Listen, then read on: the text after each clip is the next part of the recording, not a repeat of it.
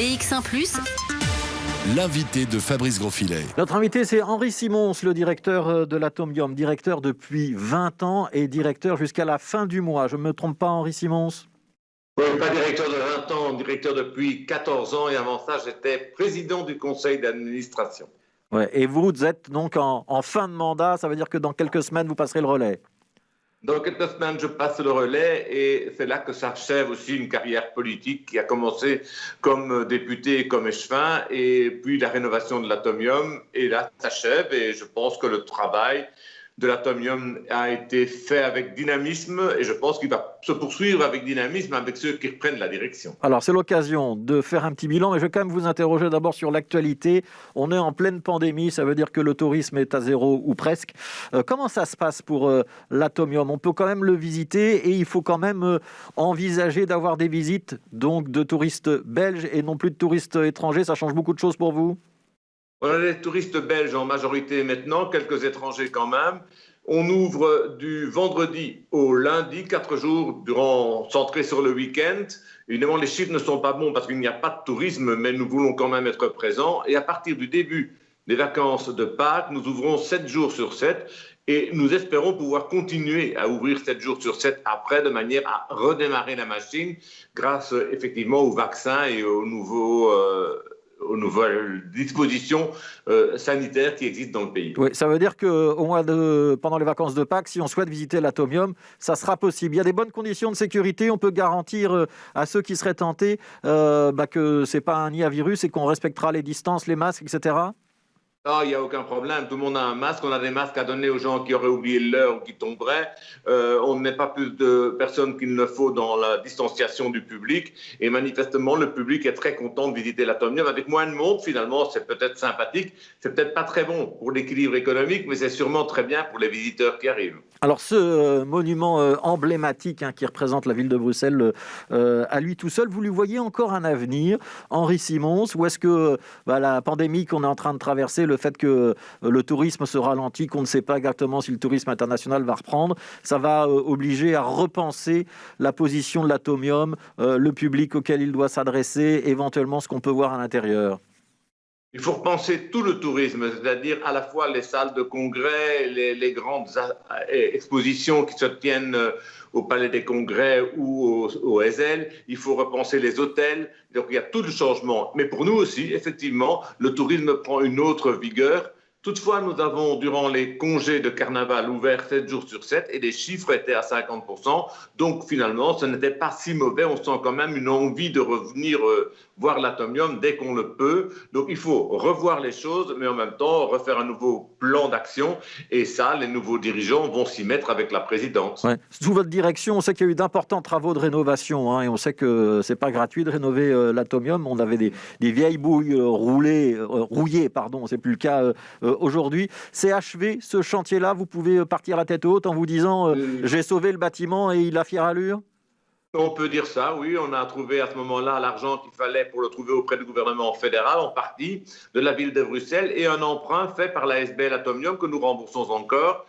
Tout ça est fait dans bon état et donc l'essentiel est rénové. Le bâtiment a besoin d'entretien, évidemment, vu qu'il est fragile, mais tout ce qui est la grosse rénovation lourde est vraiment garanti. Et c'était en francs belges à l'époque, le milliard de francs belges, les 25 millions d'euros ont permis de donner vraiment un sang neuf et un nouveau démarrage à l'Atomium qui, précédemment, n'était pas le symbole de Bruxelles et de la région, maintenant est vraiment le symbole de la ville et de la région de Bruxelles. Ouais, alors, il y a l'Atomium, il y a aussi un musée du plastique, Plasticarium, il y a le parc des expositions du Ezel, il y a le Palais 12. C'est un ensemble. Il y a le projet Néo qui est aussi mis en difficulté. Alors, vous êtes aujourd'hui le patron du musée Atomium, mais vous avez été dans le passé un échevin de l'urbanisme. Quel regard est-ce que vous jugez sur le plateau du Ezel? Quel est l'avenir de ce plateau? Ça va être vraiment un mixte culture, logement, loisirs, commerce ou ce qui est en train de nous arriver doit nous obliger à repenser le futur de ce plateau? D'abord, une petite correction. Le musée du plastique est un musée du design de Bruxelles dans lequel il y a une section qui consacre le design plastique, mais plein d'autres expositions.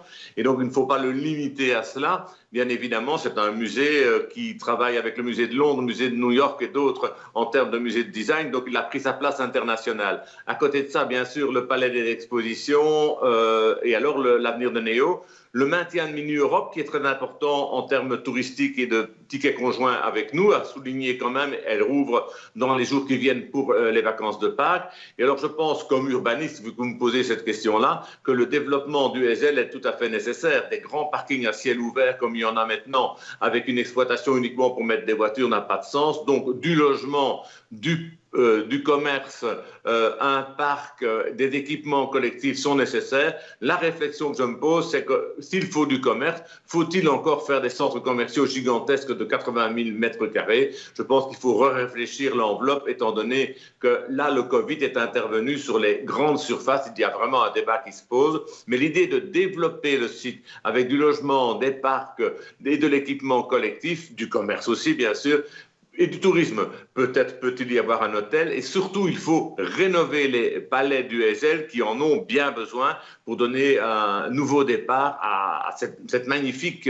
situation de toutes les grandes foires commerciales qui se tiennent chez nous. Ouais, mais ça restera un quartier dans lequel on va se promener ou dans lequel on va assister à un concert, ou est-ce que ça va être un quartier où on pourra réellement vivre à l'avenir le ESL? C'est un quartier où on pourra réellement vivre avec un grand morceau de quartier. C'est le but de Néo et je pense que c'est un but qui est équilibré, même s'il doit être rééquilibré un peu après le Covid, dans lequel on pourra voir l'Atomium en ville. La Tour Eiffel, vous savez, elle est dans Paris. Quand on y est, on est à Paris. Nous sommes un peu en l'extérieur de Bruxelles. Là, l'Atomium sera dans Bruxelles, tout comme le parc des expositions. Donc, on ira dans ce quartier parce qu'il y a de la vie dans ce quartier et les autres rejoindront le quartier pour trouver tous les équipements collectifs, par exemple le stade aussi de football qui reste là. Ouais. Alors, il y a ce plateau du ESL avec l'Atomium, on vient d'en parler. Il y a d'autres projets à Bruxelles. Donc, il y a le piétonnier en centre-ville. Il y a le musée Canal, très important également. On a quand même le sentiment qu'on a quand même beaucoup misé sur le tourisme à Bruxelles. Est-ce que c'est une sage décision? On voit quand même que les hôtels, ils sont tous à l'arrêt en ce moment et que donc une grande partie de notre économie est en difficulté. On a misé sur le tourisme d'affaires d'abord et qui fonctionnait, mais là les réunions européennes sont à l'arrêt et là c'est une véritable catastrophe. Vous les voyez redémarrer ou pas? Et pour les hôtels et pour le tourisme purement, le tourisme de loisirs, je ne pense pas que le piétonnier soit un outil de tourisme de loisirs. C'est un outil pour les Bruxellois pour qu'ils redécouvrent leur ville d'une autre façon, comme Bordeaux l'a fait, comme Lyon l'a fait. Et ce n'est pas une visée touristique, c'est d'abord une visée pour les Bruxellois et des gens qui viennent faire leurs courses chez nous. Il faut qu'on fasse le gros dos et le tourisme, notamment le tourisme d'affaires, vont repartir. C'est votre conviction ou pas?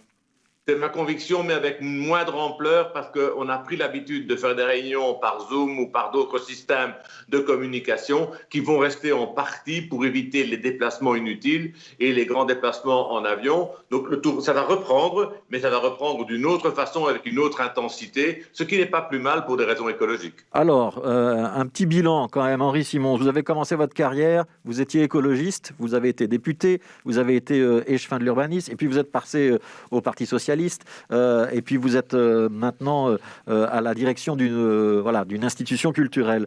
Il y a des choses que vous regrettez dans votre parcours, il y a des choses que vous auriez fait différemment ou pas? J'ai fait deux choses essentielles que je ne regrette pas. C'est d'abord une amélioration de la ville comme écologiste de gauche, c'est-à-dire proche des socialistes ou des socialistes proches des écologistes. J'ai toujours les mêmes positions sur, par exemple, l'énergie nucléaire ou sur les investissements. J'en parlais tout à l'heure sur le problème des déplacements. Donc, le fait d'avoir réhabilité la ville, pas tout seul, avec une équipe, avec une délégation de développement du Pentagone et avec des collègues motivés, a été un point très important de redémarrage après la période Van den Boeynans, dont plus personne ne se souvient, heureusement. Et deuxièmement, en culture, plusieurs investissements ont été faits, comme les Brigittines, Recyclard, la centrale électrique, la centrale pour l'art contemporain et d'autres lieux, tout comme par exemple l'Atomium ou le musée de design. Tout ça a été lancé. Donc je trouve que le travail culturel s'est, je dirais, dispersé sur l'ensemble de ma carrière, à la fois comme échevin, comme député où je suivais les matières culturelles et maintenant comme directeur de l'Atomium. Et donc mon plaisir et ma joie, c'est d'avoir vu aboutir et rénover l'Atomium et aussi d'avoir vu aboutir différents lieux culturels grâce aux différentes interventions que j'ai pu faire. Il y a aussi, par exemple, des œuvres d'art qui ont été mises en rue. Je pense que l'art doit être offert, tout comme la culture, aux citoyens d'une façon la plus gratuite possible, la plus facile possible. Et c'est un acte vraiment de participation que de faire ça. Ouais. Est-ce qu'il y a quand même un regret, quelque chose que vous n'avez pas réussi? Oui, je n'ai pas réussi à convaincre les collègues qui suivaient l'urbanisme après moi à continuer à mettre des œuvres en espace public, ce qui pourtant, beaucoup de gens n'osent pas rentrer dans un musée ou dans une galerie. Par contre, ils sont confrontés à l'art quand celui-ci se trouve dans l'espace public et j'aurais bien voulu qu'on continue cette politique d'approche entre les citoyens et l'art, surtout ceux qui n'ont pas l'habitude de voir l'art contemporain. Ouais, une toute dernière question, c'est quoi votre futur personnel, Henri Simons? J'imagine que vous allez continuer à vous passionner pour les questions d'urbanisme? Je me passionne surtout pour des questions de culture, d'aménagement culturel et de travail avec différentes institutions où je suis administrateur à titre privé. Et puis, je suis un grand lecteur et je continuerai à m'occuper du cinéma-galerie, dont je m'occupe donc cinéma, lecture et poursuite d'implication à vocation culturelle. Voilà, et je suis sûr qu'on aura encore l'occasion de vous interviewer. Merci beaucoup, Henri Simons. Merci d'avoir été avec nous pendant quelques minutes. Donc, Henri Simons, directeur de l'Atomium.